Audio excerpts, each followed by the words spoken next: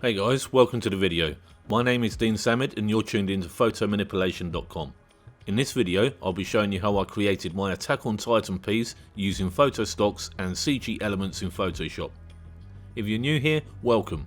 We're not your typical Photoshop channel, we specialise in photo manipulation, digital art and advanced Photoshop techniques. If that sounds like your kind of thing, be sure to like and subscribe as we put out 5 videos a week. Let's roll the video, enjoy.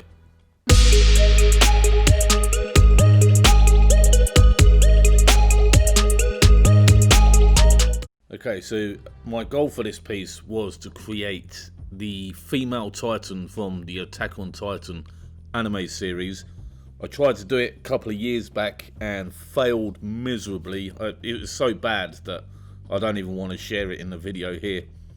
And the way that I created this new version, which I like a bit better, it's not perfect but I'm quite happy with it, is to use some CG models that we put together for our stock website Neostock, and then we had an art nude set and we repeated all the poses with what we call a muscle map set.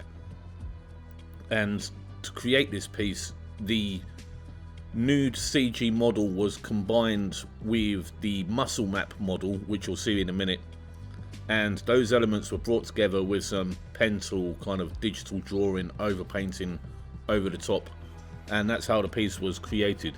So what you see going on here right now, the head that's being composited, that was from Adobe stock, it's not one of ours. So the head was composited using the pen tool for the solid areas and freehand lasso and refine edge for the hair. I always use the same process, and then that composited head is put into a layer group, and the layer group has, if you look to the right there, head compositing, the layer group has a mask on it and the hands have been selected and removed from the mask, so it gives the illusion that the hands are in front of the new head that's been put in place. So this new head that's going on here, the angle and position isn't great, so you see we've got a backup head and shoulders to the right from another one of those nude figure models, and you'll notice a disparity in the color tones as well. The color tones don't match, but we'll get to that in a short moment. Okay, so we've got some basic positioning here being done with the free transform, Control and T on Windows, Command and T on a Mac, just to position the head and get it in place. And then to blend it in is literally just layer masks and tweaking and transforming. But this bit here, this is color matching the skin of the CG nude model to match the more yellow and healthy tone of the stock model face. So that's what's going on here. My favorite process, my favorite function for dealing with color in Photoshop is selective color. I find it works for 9 out of 10 of my color needs, and a selection was created around the CG body, and then the different individual colors are amended to match the head element that's been used there. So you can see this coming together. I've slowed this down to real time for you so you can really see what's going on. It's a nice, quick and effective method for matching tones. Selective color is definitely my go-to. And here we have a bit of cleanup, bringing those elements in. You'll notice that the head looks a bit stubby and is not great, but by tweaking it and combining it with the elements, you can get it looking natural. Now I've slowed this down for you because it's a nice quick tip. I wanted to get rid of the eyebrows in a fast and effective manner. I know there's going to be stuff going over the top of that. It's not perfect, but for this purpose it really does the job. And to remove these eyebrows, simply drew a line around the eyebrows with the patch tool, and then dragged upwards into an area that has no hair or details to fill. It's like a content aware fill tool. Here we've got the elements, the outlines to match the original female Titan. You'll notice on this kind of time-lapse overview that the mood board references are referred to all the time. So I've got a row of images there that I check in with to make sure that I'm on the right track, and the position and the elements and the features. So I don't get it 100% perfect. There are limitations, but I do get it to a close enough proximity where someone familiar with a franchise could look at that piece and go, yeah, that's a female Titan. So here's the gallery of muscle map figures that we put together, and all of the poses within that collection matches the poses of all of the nudes that we put together. So you can splice and dice different elements across to create all kinds of creatures and creations. I've also done a female Cenobite concept, skinless Cenobite concept, that I may put the time lapse on this channel very soon. So here we're getting more so into stealing and taking elements that we want from that muscle map render and bringing it in onto the main female Titan composite. So we have selections here being created with the pen tool. Hit P, draw a path, right click on the path, and then you can either fill it with a color or turn it into a selection. Very versatile tool. At the beginning of these videos, my name pops up as the Hyper Realist, and I got the moniker Hyper Realist because I use very sharp photography and pen tool processing, so it's less stylized or artistic than a lot of the other photo manipulation work that you see, but it does give a quite unsettling hyper real look to the artwork when it's done, and that's just a style that I fell into, and that's a style that I still enjoy doing to this day. But in the future I definitely want to get into digital overpainting and make my composites look a lot less harsh and sharp. But that's a project for 2021, and you guys can follow along on that one with me. So getting back into it, here there's tweaks being done to the elements. The layer modes are being changed. It could be overlay, it could be multiply, and some fine tuning is being done for the positioning of the bits that are being stolen, because the pose for the muscle map is exactly the same as the nude figure pose.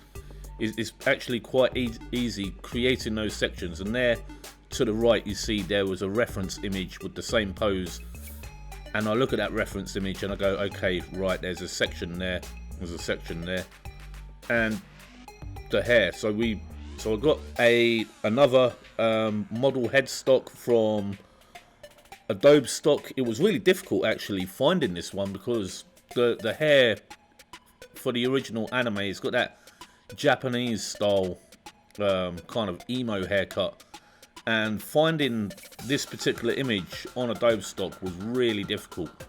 I've slowed it down here a notch for you because I just wanted to show you the process I use for removing hair. That's just a bog standard lasso around the hair and then refine edge. And again, refine edge is another go-to for me for dealing with anything soft. Could be hair, could be fur. Sometimes use it for depth of field. So really handy tool. I will be doing a dedicated tutorial on my method for cutting out figures, and I pretty much use the same process every single time. Pen tool for the solids, refine edge for the mask, combine two masks together, and then copy that selection, and I have the figure composited in one go. So we've got some little processing bits here to soften the anatomic elements on the skin. I just used I don't know if it was luminescence via camera raw or whether it was oil paint filter, but I wanted to reduce the kind of details of that breast area. Okay, so we've got these different regions selected, areas being removed using the layer masks, and then the front facing muscle map is now being incorporated with the stock model's face, the photo stock face, and then blend modes such as soft light or overlay to create that kind of subdermal muscle look to match the references that we've got there. You'll see them pop up from time to time. Every so often I show the mood board layer and think, okay, am I on track? Are things working out as they need to be? So the initial kind of processes that were outlined at the beginning, creating selections, adding and removing things with layer mask, using the blend modes for creating the overlays, that process is just then repeated over and over again for the different sections and the different regions of this female Titan composite. And here now you can start to see it's really coming together. Now these white areas where the different muscles connect were a bit too strong, so I zipped around it with a pen tool. In real life it didn't go this fast, of course, you know that. And then created a selection, and then with that selection I can selectively edit, darken, sharpen, whatever needs to be done. I slowed down a bit on that horrible gory folder. This is the Resurge Slaughter Pack, I believe, and it's just photos of dead animal parts, but it's handy for getting textures and lights. The small specular lights on the meat products looks really good when you use it as a texture. So the lion's share of the work has now been done on the main figure. It's not fully finished yet, but this part here is just me incorporating pre-rendered assets, and I didn't use the pen tool for these because they have clear pure white backgrounds, and because they're background elements, they're not in the focal point as sharp as the main figure. So I actually used I believe it was, I don't think it was select color range, it was a magic wand tool, and then just hold down shift and then just add the whites, make a selection. I don't usually use any kind of quick selection or magic wand tools, but for the case of these buildings I didn't want to expend hours cutting them out with a pen tool when the magic wand tool would have worked perfectly. But for focal point, main kind of primary elements of the composite, I do tend to use the pen tool wherever possible, just to get everything very sharp. So you'll notice that I pulled in like a skyline, a derelict skyline on the background, but then it didn't work, so I got rid of that, and I've just used these kind of dilapidated building elements, and these are from Adobe stock, by the way. All the file numbers are in the description below, so you can grab absolutely everything you need, all in the description. So these elements coming together, loads and loads of fire and flames and clouds. And for flames, the usual drill is if it's got a dark background and flames in the foreground, you can just set that to screen. It will knock out the blacks, it will leave the fire, and that's normally our go-to for working with flame or spark elements on a black background.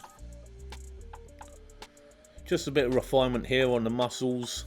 So where that selection was created earlier on the abs and the torso, I could just control click that at any time and go over it with dark paints, things like that. It's coming together now. We're on the final stretch. We'll slow down just a touch because this is a trick that I'd like to show you. With the pen tool, create a selection, fill it with white, and you've got a highlight there that's as sharp as you need it and exactly where you need to be. And there we have it.